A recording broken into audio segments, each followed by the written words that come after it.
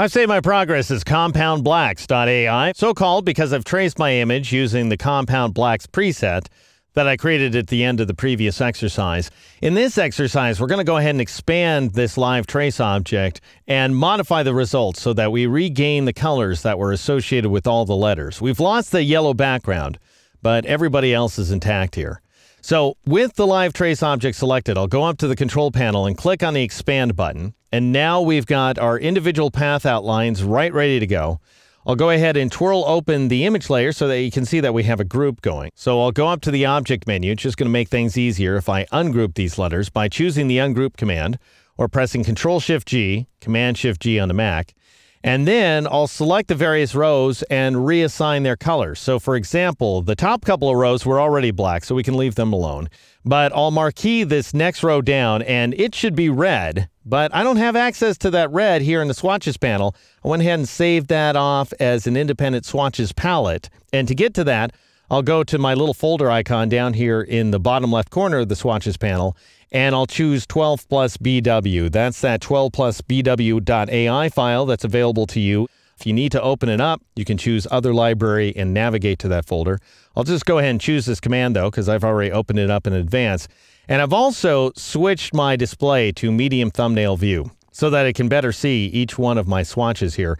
And I'm going to make my panel a little wider, I think, so that I can see every single one of these swatches in a single row.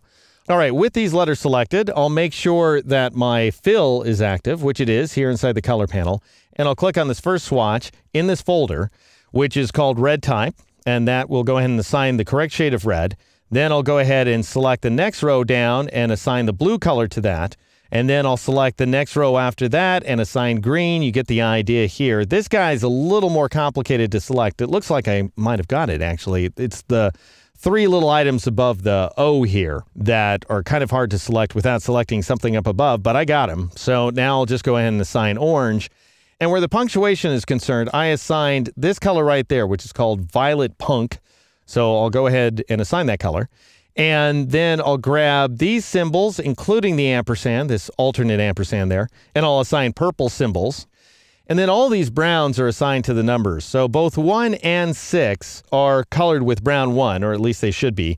And then 2 and 7 should be colored with brown 2, and so forth. So we've got 3 and 8, which need to be colored with brown 3 right there. And then 4 and 9, which need to be colored with brown 4. And then I'll grab 5 and a 0, and I'll go ahead and assign brown 5. Now, it wasn't necessary that I assign each and every one of those colors, but that's how the artwork looked when I created it inside of Photoshop. So it's right ready to go. Now, the question at this point becomes, do you want to do any more editing? Do you want to go into the path outlines and modify them? For example, let's check out this S right here. Notice, by the way, that the D has come out fairly smooth. We don't have that little nick at the top of it. We don't have that nick at the bottom of the E. So somehow along the way, we lost those little items, which is great.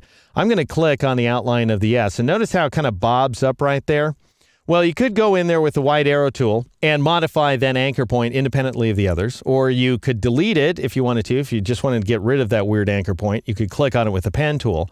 I'm going to show you another tool that's available to you. Here in the pencil tool slot, there's this great tool in the flyout menu called the Smooth tool.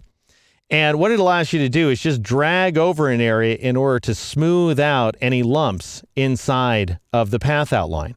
And you may have to drag repeatedly along your path outline in order to smooth away the lumps that you don't want.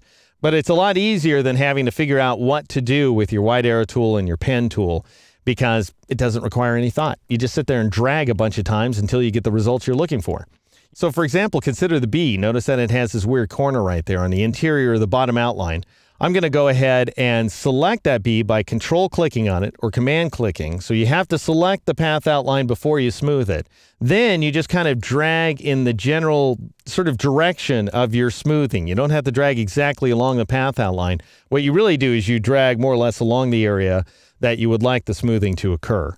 Anyway, that just gives you a sense for the various things you can do to your path outlines after you get done tracing them. What I would now recommend you do is go to the File menu and choose the Save As command so that you can save your artwork under a different name. That way you still have your live trace object saved inside of one illustration, and then you have your static path outlines that you can edit to your heart's content saved inside of another document. In the next exercise, we're going to begin work on the pirate flag project.